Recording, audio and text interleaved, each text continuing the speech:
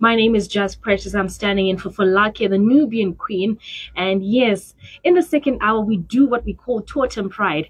And in the first hour, we did have Lissa, who was talking to us about wildlife, small or big. She said every animal is important. Thanks to the news desk for giving us the news. It is Arara's Heartbeat, so you can hit me up on the WhatsApp platform, which is 0719 100 405. Morning, Precious. Loud and clear. It's Patience in Mabuko. Thank you so much, Patience. Jikanzi na Oswald Uliseko Just Precious. So just send your messages on the WhatsApp platform 0719 100 404. Tell me more your WhatsApp. Thank you so much for tuning in. Ronald Tapiwa Chirwa Uliseko na Ali Bonali. Thank you for tuning in to Harara's Heartbeat. Harara's Heartbeat for sure. I'm definitely with you. Thank you so much for doing so. This is Totem Pride. I have the one and the only. So I want him to introduce himself in a different style today. And then you get to know what we're talking about today. So remember Totem Pride, we talk about facts about the totem. And this show feeds into your soul so that you're proud of your roots.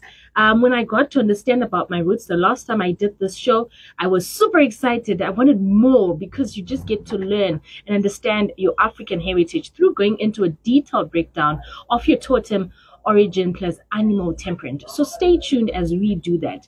And if you're wondering what totem chi Mutupo yedu. So I want this gentleman to introduce himself in a different style today. Ndatenda muzvare. As usual, ndini Cosmas Nyamutswa, ndino taura nemi nenyaya yeMitupo. Regai nditange nekupinda munetembo yeMutupo watiri kutaura nhasi. Pandinoverenga netembo, vazhinji venyu muchabva maziva kuti Mutupo upi. Ewo nzou, makunda, ewo musiwa, mwoyo wevhu, zvaitwa madzorera, maita zvenyu vemugoromonzi, vokwachikwana, zvaitwa vemvuto chena, vomudzimwe, maita matemavi, mhuka isina mutumbi, maita vari pamhiri panhora, vari dzimwe mugoromonzi, vokwachikwaka, vachivaka namabwe, kuvaka nomuti unosakara, kana kudyiwa nemuchenji, maita zvenyu vari muti waora, vaita vacheza nabenura, zvaitwa makore-kore, vachipa nemoyo, aiwa tatenda musenda, zvaitwa zvaonekwa vari dzimwe. All right. Ndikuona makore-kore ari papa. Ndikuvaona zvangu. Anyways, I don't know if you got that. If you got that, just send your message on the WhatsApp platform 0719 100 404. And yes, indeed, I have Cosmas Nyamutswa, who is an author of the book Our Totem, Our Sexuality. And he's so passionate about unpacking hidden secrets about totems. And he just read Iyo Netembo Yamanzwa. All right. Uliseko. Moshe. Regai tichipa history yevanhu vatataura iwavo. Mutupo wavo unonzi Mbano. Mhuka yavo inzou. Asi ivo havashandise kuti nzou samanyanga. Mhuka yavo inzou. Vanoti havasiri vana samanyanga, ndivana matemavi. Izwi rekuti matemavi has now been popularized to matemai. Saka vanonzi vana matemai, vana Mbano, ivo vana nzou iwavo vepachikwaka. Vanasikana vanonzi Mbano, maita Mbano mamukasei Mbano, kana kuti Chimambo, kana kuti chiuya. So the three titles apply to them. Iyo vanasikana vana nzou iwawo.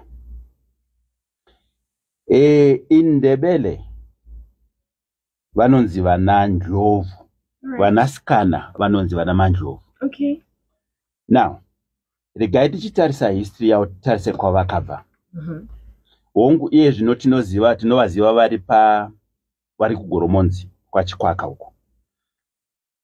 Asi kuti vagare ikoko, muri iyi yakanga iri kumasvingo. Vamwe vanototi vakanga vari paGreat Zimbabwe. All right.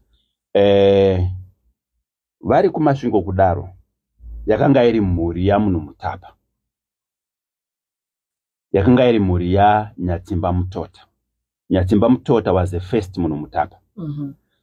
Ndokubva Nyatsimba Mutota afunga kuti ndakubva pano ndakuenda kunogara Dande. Now, kuenda kuDande,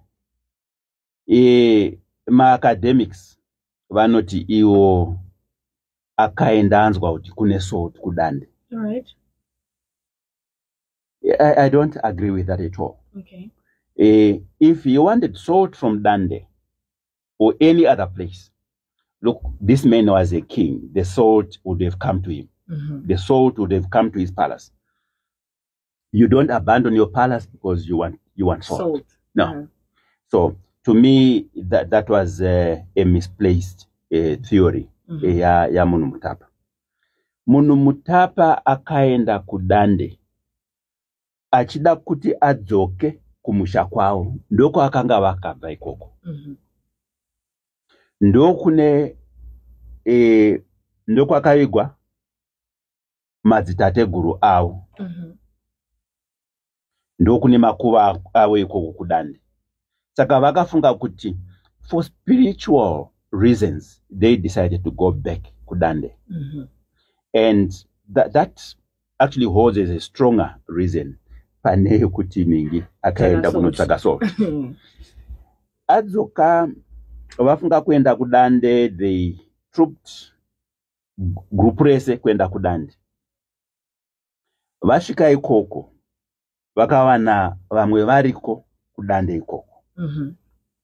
Vakawana matawara ariko, matonga ariko, veshava vakanga variko, venhari unendoro vakanga variko. So vakasviko mixa nevanhu ava. But these people felt invaded. All right. By munhu Mutapa. Munhu Mutapa was powerful. Akangoni haana kurwisa anyone. And of course he would not fight anyone because they were the same origin. Vese vandataura matawara, matonga, veshava nenhari vakanga vari matonga vari kuDande. Ava wao the fact yekuti vari kudzoka kuDande, it tells us kuti vakanga vari matonga as well. So they did not fight, vakagarisana. But vakanga vari kwava vakafila kuti we have been invaded. All right. Takanga tigere tine all the freedom you wanted, but then here is a new ruler. Nyatsimba Mutota. They felt invaded. Because they felt invaded, they gave a nickname to these people vakanga vauya. Vakavati makore kore. That was a nickname. Right. Makore kore, chinonzi kore kore, is an invasive swarm of locusts.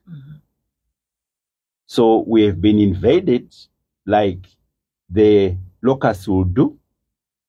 Saka vanhu iwava vakabva vanzi makore kore. Izwi richibva kuma locusts. Paakafa Nyatsimba Mutota, akavigwa kuDande ikoko. Ndakatombosimuka muHarare kuenda kunotsvaga his actual burial place. We came very close to it kuti ndiione, but unfortunately kwanga kwasviba ningi I had spent the whole day ndichitenderera ndichitsvaga ndisingaione. But I came very close to it. I came to within a kilometer from well within a kilometer from the burial place here, Nyatsimba Mtota. Only that it was getting dark, I could not proceed. And there was a small river between my position and where the grave is. Njimbo yakavigwa iri mu village ye Dambarare kudande ikoko. Njimbo iyi iri pekuti tinenge tichangopfuura Guruwe drive out of Harare. Tichingopfuura Guruwe, maybe about 20 kilometers after that, it's on the right. Ndio njimbo yakavigwa Nyatsimba Mtota. Avigwa kudaro, vakamuviga wanted to put a mark a burial place yake. Saka vakasima baobab trees 8 around his grave. Alright. Vakasima baobab trees 8 around his grave. Vasima kudaro, his burial place became known as Patumiuyu Tusere. Patumiuyu Tusere. I'm sure miuyu yacho yanga iri midiki. Avigwa kudaro, pane zvaitwa processes aiitwa ipapo akawanda, and one of them nema special occasions kune ngoma yairidzwa around that area. You would never see kuti rikuridzwa nani, but ngoma yairira. Yes, ngoma iyoyo yainzi Kagurukute, ndo raive zita rengoma iyoyo. So ndiyo story ya munhu Mutapa. Tavaona vakunzi makore-kore. Uyezve vachibva kumasvingo vakanga vari weMutupo, weMoyo, vakanga vari varozvi. Asi vasvika kudande vakasvikochinja. Havachanzi varozvi, takuona vachinzi makore-kore. Mutupo wavo hausiri weMoyo wevarozvi. Vakaasuma a new totem. Muka yavakuyera manje inzou. Chidao chavo samanyanga. Ndio mhuri yakasvikosetla kudande ya munhu Mutapa. So vatinonzwa vana samanyanga vese vaya vana nzou vese imhuri ya munhu Mutapa ya Nyatsimba Mtota. Now, iri big family kudaro ya Nyatsimba Mtota, there is a team that broke away from it. This team yakabva kudande ndokuya kuzosetla kuGoromonzi. Vasvika kuGoromonzi vakabva vachinja identity. Isu hatisiri ana samanyanga, takunzi matemavi. Ndiro group rakasetla kuGoromonzi. Ndiro group ratiri kuti rane Mutupo iye zvino unonzi Mbano. Tachiva Mutupo wavo unonzi Mbano. Muka, they retained the same animal, nzou. Ndoku chinja chidao. They are no longer samanyanga, vavana matema. Zvidao zvinowanda. Even munzou imomo. Pane imwe inonzi nzou Mukotami. Igrupu rana samanyanga zvakare.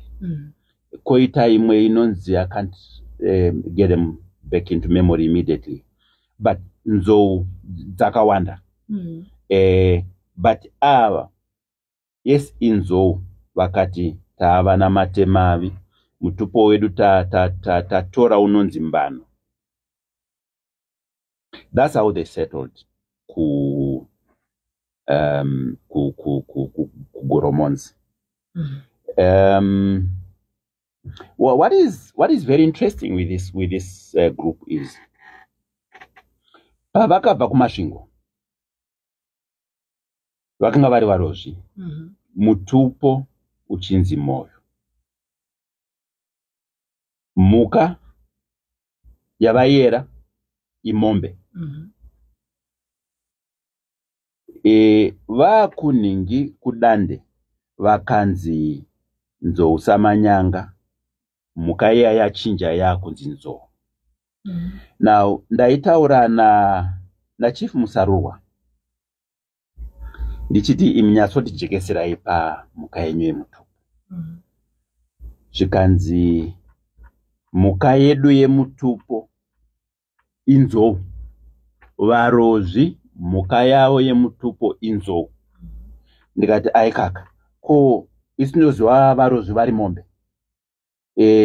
Akatsanangura iye achiti mombe dzedu isu inzou. Alright. Okay. Mombe dzedu inzou. Ndosaka tichinzi tinoera mombe. Chinenge chichireva inzou. Zvichireva izvo kuti pakamuvha munhu mutapa nemhuri yake kubva kumasvingo, kwavayera mombe vachienda kudande kwavakazotangisa kuyera nzou. Zvinoreva izvo kuti havana kuchinja mhuka yavanoera. Yakangoramba iri the same. Yakaramba iri the same. Ningi, I found that to be very interesting. Very interesting. Very interesting. Because remember kuti varozvi, yes, they are associated with big events in this country. Tinoziva vachida kutakura gomo riri kurusape rinonzi Tikwiri. Vachida kuti vari tsige varume vakasimba varitakure gomo iroro vaende naro kwaMurewa. Wosvika simudza kuisa pamusoro pegomo rezhombwe riri kwaMurewa. This is what they really wanted. Their idea was, kana taisa gomo reTikwiri pamusoro pezhombwe, takuchikwanisa manje kuti tikwire pamusoro peTikwiri iri pamusoro iya, titore mwedzi. Tatora mwedzi toita pendant ya mambo ikusungira muhuro. That was their idea. So this idea yekuenda kumwedzi yakatangwa not by the Americans, not by the Russians. Yakatangwa nevarozvi. Alright. Yes. That's how great varozvi are in our history. They've got so many stories that are told about them. Kune gomo rinonzi Urungwe. Riri kuUrungwe uko. They ordered it. That tells us how powerful they are. They ordered it. They ordered it to go and fight Zhombwe mountain riri kwaMurewa. And the mountain moved. Unorwa. Ndokubva rasvika kwaMurewa. Ndokurwisana nezhombwe kwaMurewa. Now zvarwa rekuUrungwe ndobva rakundwa. So it walked back. It wearily walked back kudzoka kuUrungwe. And vanoti vakambokwira pazhombwe, zvanzi ukakwira pamusoro pegomo rezhombwe riri kwaMurewa iko zvino, hanzi unoona muvezva wegomo reUrungwe parakadzoka rakuenda kuUrungwe. Yes. Miti iripo, they've got a definite pattern to show kuti something must have happened. A mountain must have walked over this place. So these are the myths that we have about the Roji. And yes, the myth as well yokutakura gomo riri kurusape. Look, these have never been proven, but this is what is said about Varoji. And when they say kuti sumombe zedu inzou, it's difficult to say no. They actually say it. You know, you must have seen Mambo Musarurwa wachitaura. He says so with pride. Mombe zedu Inzou. Right. Yeah. isu tichiti pataona nzou yakananga pamusha penyu tinotiza pamusha. Ivo vanenge vachiti mombe dzedu idzo. Ndo varozve. So this is the story yana Mbano tichibva nayo kwavakabva vachiuya kudande tichitarisazve the entire mythology yeningi yevarozvi. Kune mamwe makomo akawanda angari under the control. They were also under the command of the Rozhi. Ariko akawanda. I think they number up to 6 or 7 makomo in this country angari under the command of the Rozhi. All right. Yes. Tatarisazve mutupo wavo, chidau chavo, mhuka dzavo, vanasikana vavo kuti vanonzi chi, and those titles in Ndebele. We have looked at that. We saw them settling kudande, kwa vakasvikochinja mutupo wavo, and vari kudande ikoko ndo pakazobuda gurupu reMbano break away from nzou samanyanga rakuenda manje kunova vana matema. Very interesting. It is Capital 100.4 FM Harare's Heartbeat, and I'm talking to Cosmos, who's talking to us about Mbano. Taita kunzwa zvakawanda. I'm seeing messages on the WhatsApp platform. Wakutoti amadima mbondudzo nezvemutupo wanguwo. Ndiudzo kuti ananyati vakabvepi. And I wanted to know zviripo here kuti vanhu vanoita mutupo wesenem yavo, but it has nothing to do with the animals. Ndizvozvo. Izwi remutupo has got nothing to do with the animals. Izwi remutupo has got nothing to do with the animals. Really? Nothing. Kana tichinzwa kuti soko. Soko is the remutupo. We are not talking about an animal. We are not talking about a monkey. Tichiti soko, we are only naming the name, the totem. That's all. It cannot be the monkey because mukaya vanoera vanhu vaya igudo. It's not the monkey. And hakuna vanhu vanoera muka mbiri. It's very important for us to remember that all the time. So even bonga, we quickly want to think they're talking about the wild cat. No, bonga is not a wild cat. Bonga is dari mutupo. Vanotova nemuka yavanoera. So izgure mutupo aritombo nangi, aritombo tauri nezvemuka inenge ichierwa kwete. Yes, uya ari kuda nyati, ndo mutupo wenyu. I hope you'll be here next week. I can do nyati in the coming week. All right. Yeah. Tombo taura neshonga.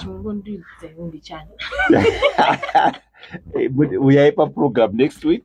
Tonyaso kutsanangurirai mutupo weningi we shonga. All right. Shonga ndiro zita remutupo. Muka inoerwa inyati. And that also becomes the title of man. Kana tichiti nyati. Nyati menyu. Yes, nyati menyu. Kwa zviri kubva zvichienda munokuziva here? Chindiudzeka ndo pandiri ndiuzeyo kana. Tiri pa national radio askana. Pane zvisingatauri. Makataura pai. Makashtaura pai. Off the radio, isn't it? Makashtaura. Azine uyu Nyatsimba Mutota akavigwa panonzi chineuyu here kana kuti panonzi pachitoka chakagonya. Chitoka chakagonya. I think vari kuzama kuti chitako changonya. Ndizvozvo. Vari kuti chitako changonya. Ndiro zita rakapiwa nzvimbo yakavigwa muno Mutapa. Ichibva yanzi Patumiuyu Tusere. Vachiti chitako changonya. Yes, izwi risiri in everyday use, izwi rekuti chitako. Ngonya vana gushungo vari kumakonde vari pazvimba apa. Mutupo wavo unonzi ngonya. And again unonetsa kuti titaure pano kuti unorevei. Zaida folake aripo. Unonetsa kuti titaure kuti unorevei. Now when you put together the two words chitako changonya, it's wild. Right. Now vana ngonya vanoera mutupo unonzi ngonya, iwo vana gushungo. Ndo vamwe vevanhu vakabva kumasvingo namunhu mutapa vachienda kudande. Vasvika kudande ivo vakazodzoka vakunogara kumakonde, kuchinhoi nemazvimba. Vakadzoka vachinogara ikoko. Imhuri yamunhu mutapa yese iyoyo. Vana gumbo zvakare vakaita the same thing. They came, they mostly settled kwamusana, vamwe ndokuzodzoka. Vamwe vakasara mazvimba muno, vamwe vachipfuurira kuenda kwagutu. Vakanga vari magroups akawanda evanhu vaive nemitupo yakasiyana vakaenda, but vakasetla kudande ndo vakanzi vanoera nzou samanyanga. Ndipo pane ndokunotonzi ndokune mhuri yamunhu mutapa ikoko vana samanyanga. Anzi ganya matope ndiye mwana wanyatsimba here? Nyatsimba mutota. Handisati ndanyatsolayina up kuti tichibva pana nyatsimba mutota vana vake vakazotongawo ndanani tichidzika kuzosvika point of decline of the munhu mutapa empire. Handisati I could get that easily if somebody really needs that information, but yes, I cannot give it. All right. Anzi Chivambu muti jekesero ukama hwavo narusike na samuriwo benura na ndi wakapiwa here o samuriwo ndiye wakapiwa. Ndizozo tina samuriwo na benura. I think ndeve moyo.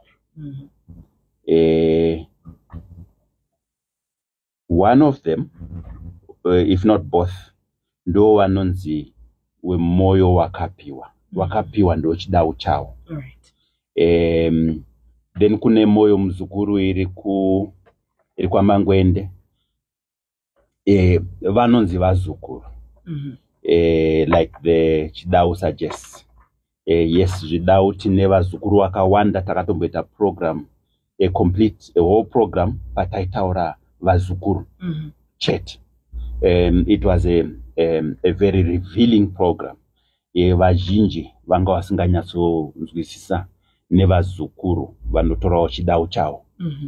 And there are indicators zekuti vanenge vatorawo chidau chavo vega vari vazukuru. There are indicators in their totemic system yekuti vazukuru avo. There are pointers there.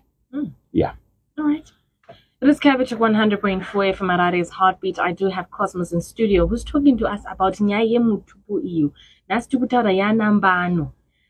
Nzou. Hanzi imombe dzavo iyo inzou. Varozha. Nanoti mombe dzavo inzou. Uchiona nzou yakupinda pamusha. Motiza moti hey toparadzira zvinhu pano. But ivo ndo mombe dzavo. Hanzi handiri kudzidza zveshuwa. Ndoda kuziva hanzi ndiudzewo kamutupo wangu. Koyeda namofu namofu takaita namofu takawaita. Hanzi mangwana nzvadzi yangu Precious ndokumbira kudembeterwawo mutupo webere, magondo, magwini uye takabva kupi? Takatomboita program iyoyo zvizere.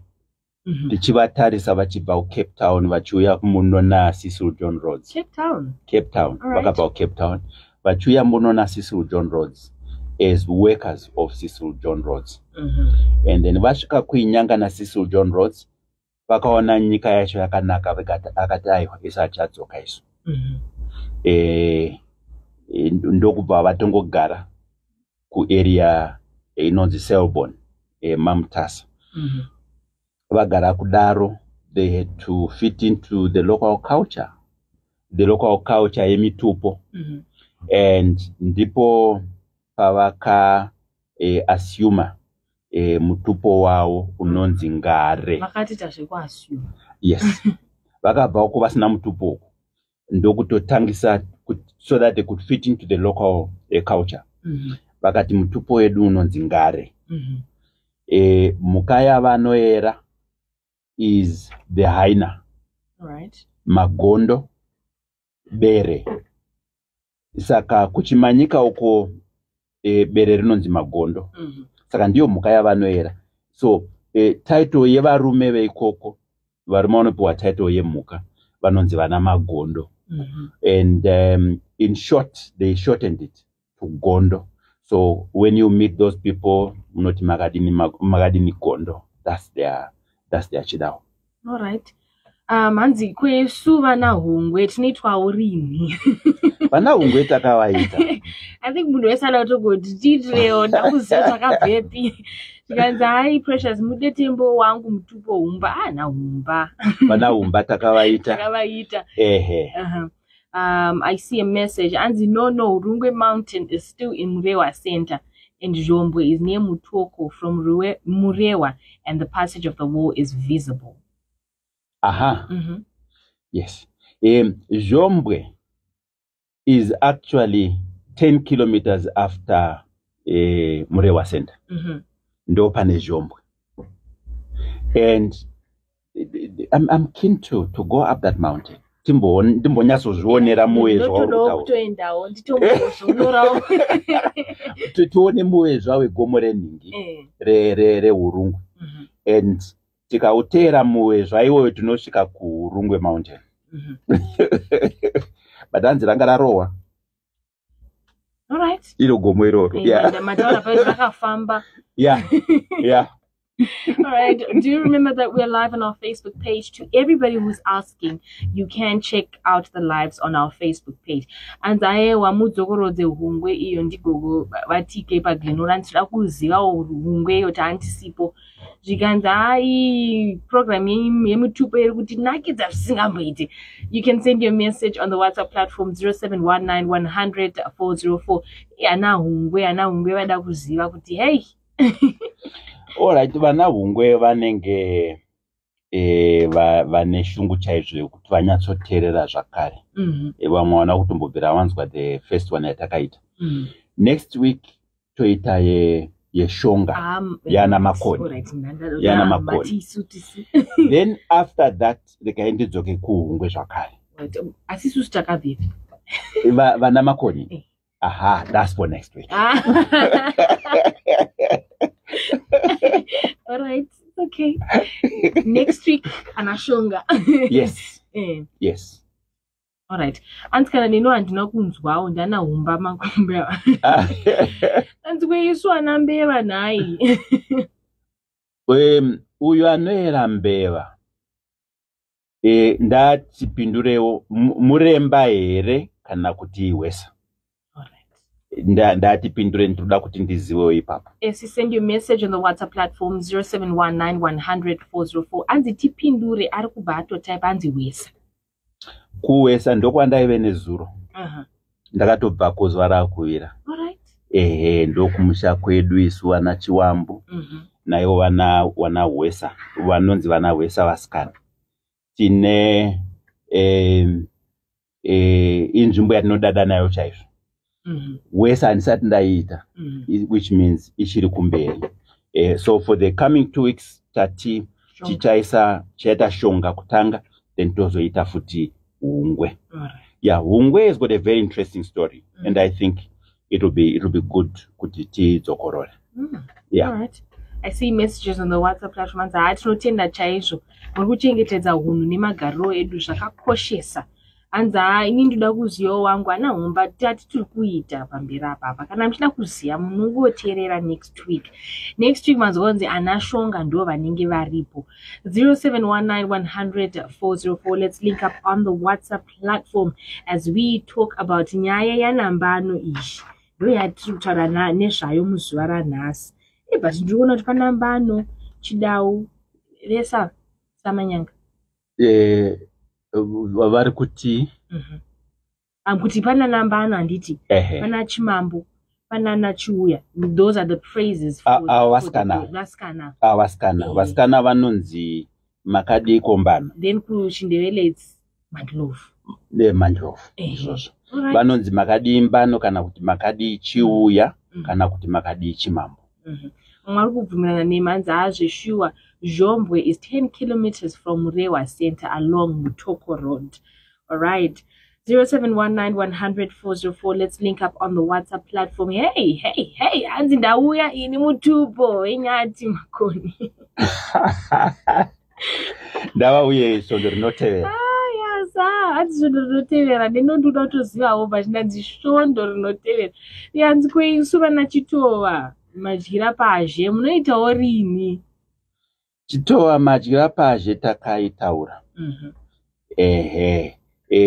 Yavari kuti Chitova ndiyo yavari kushandisa iye zvino as their praise name kana kuti Chidau. But that's not their Chidau. Alright. Vanotizve madyira pazhe ndo Chidau chedu, hachisiri cho Chidau chavo. Takambonyatsozvitarisisa. It was very revealing. Vanhu ava havazivi zita remutupo wavo. Takavapa zita remutupo wavo munhingi muchirongwa ichochi. Tikavapa zita reChidau chavo zvavanoti madyira kana kuti gumbo. Those are not their correct identities.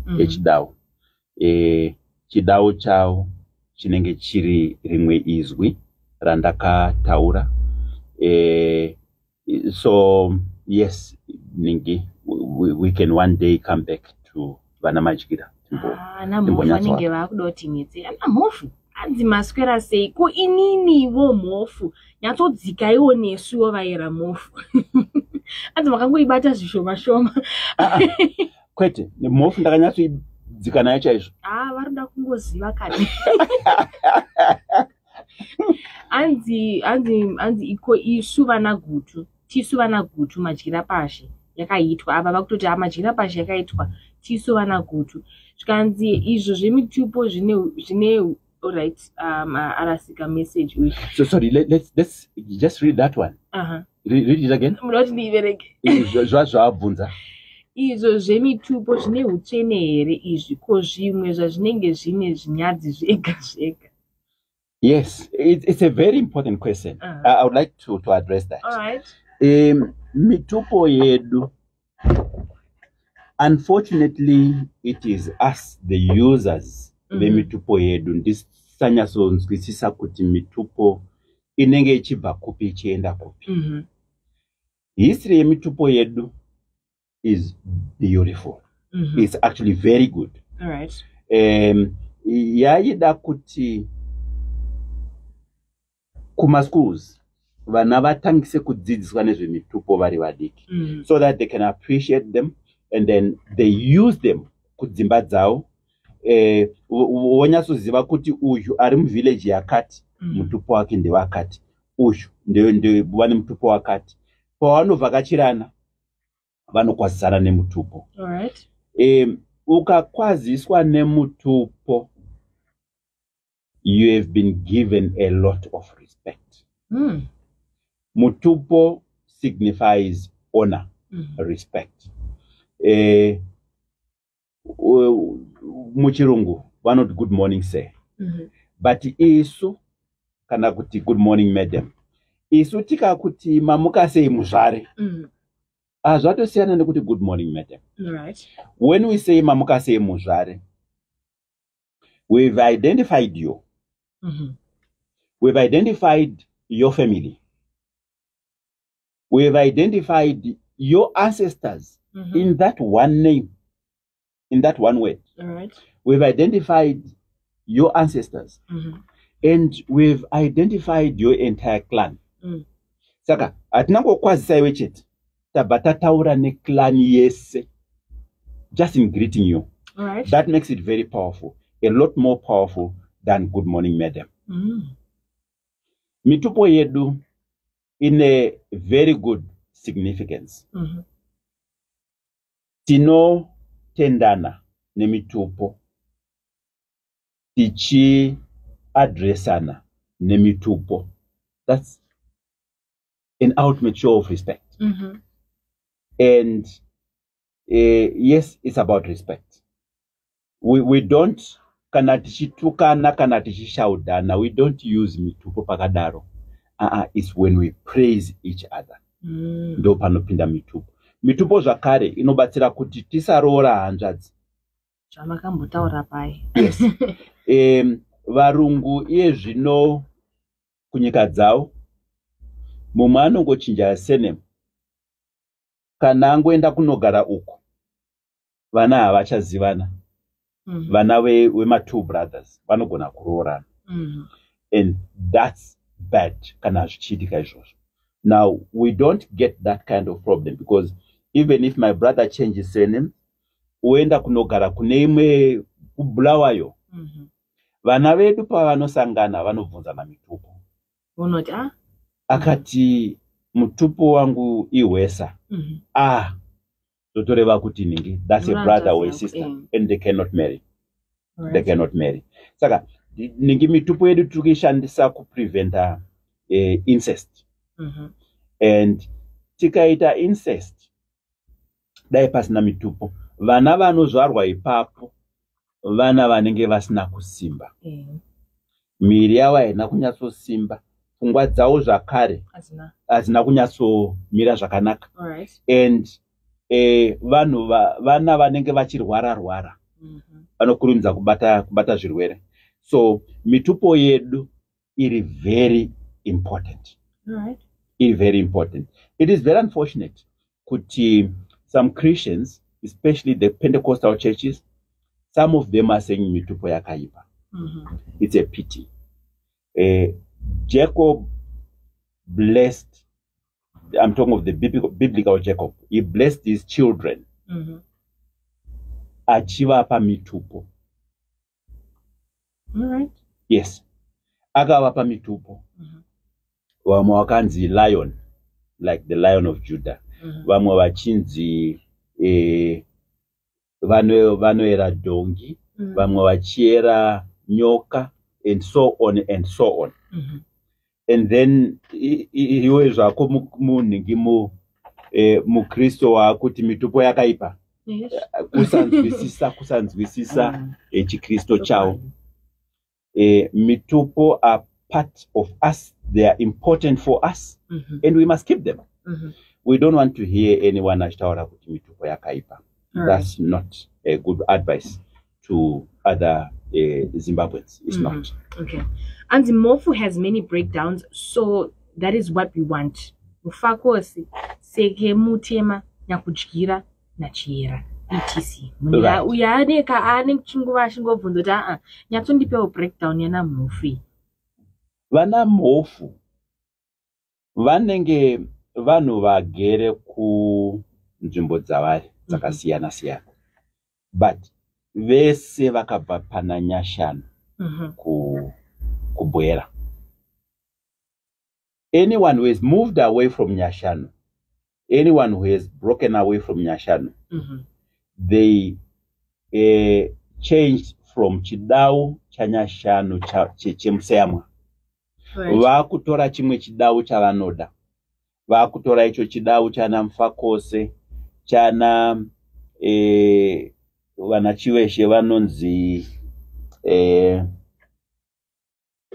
I keep forgetting that word, but reproduce.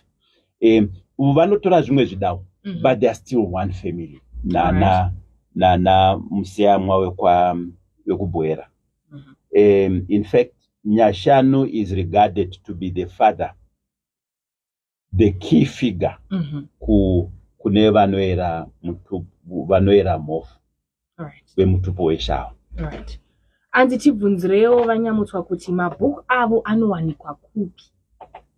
Seems like a lot of people are interested. Right. Angu haawanike kuma bookshops. Iye zvino ndine 4 ari kuma selling points kwaanotengeswa. You won't find them in bookshops because of the kind of contracts anodiwa kuma bookshops and we run now. All right. So angu anotengeswa kuma service stations. Pa Total yepa Avondale anowanika. Pa Zuva yepa same level anowanika. Mutuma kioski tuya ndoma anowanika. Anowanika zve ku Total yeku Chisipiti. Those are the 3 major points kunowanikwa mabhuku angu. Vana mutenesano wawe kwaningi wekwachiweshe. Yes. Vabvunza zvavo vakati anzi vana mufe kuchiweshe vanonzi vana mufakosi vazhinji vacho. No, not quite. Vekuchiweshe vanonzi vana mutenesanwa. Then there is another group riri kuMount Darwin ndo vanonzi vana mufakosi riri kuMount Darwin. But zvakaitika vekuMount Darwin vakazodzokazve vachigara muchiweshe. Muchiweshe vakanogarawo zvakare kuningi kuMount Darwin. Saka muchiweshe you find both mutenesanwa nemufakosi. And the same applies to Mount Darwin. Right. And I appreciate the significance of totems, but my question is, why do some of them seem to have vulgar connotations? Sexual immorality. We don't call them vulgar connotations. We don't call them sexual immorality. Right. Ndakambotaura before kuti panoroorwa mwanasikana uyo anenge auya kuzoroora anonzi ndabvise mari yematekenya ndebvu. Matekenya ndebvu tichitarisa kuti zvinorevei. It's not about the father's beard, which is what we all want to believe. Matekenya ndebvu zviri kunzi baba vakatekenya ndebvu dzamai akazozvarwa mwana. Ndo panenge pane nyaya. Now we don't call that vulgar. That's us. That's a language we accept muchivanhu chedu. It's not appropriate to call that vulgar. That's us. We accept it. When anything is vulgar, then it's offensive.